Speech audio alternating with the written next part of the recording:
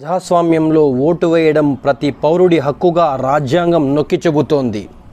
భారత ప్రజలు సైతం ఓటు వేయుటను బృహత్తర బాధ్యతగా భావిస్తారు.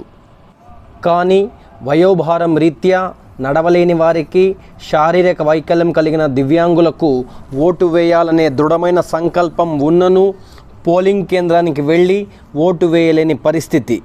ప్రజాస్వామ్య భారతంలో ఏ ఒక్క పౌరుడు ఇటువంటి కారణాలతో ఓటింగ్కు దూరం కాకూడదు అనే లక్ష్యంతో భారత ఎన్నికల సంఘం ఓట్ ఫ్రమ్ హోమ్, ఇంటి నుండే ఓటు అనే అద్భుత అవకాశాన్ని కల్పించింది.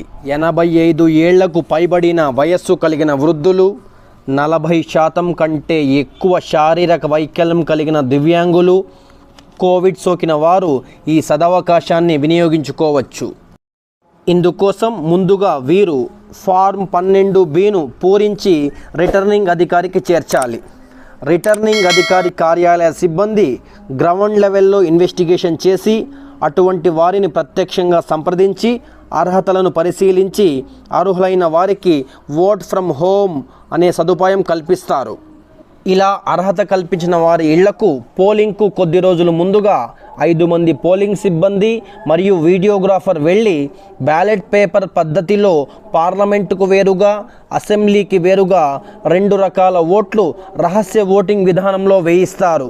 ఇటువంటి బ్యాలెట్ పేపర్లను సీలు చేసి సంబంధిత బ్యాలెట్ బాక్సులలో భద్రపరుస్తారు.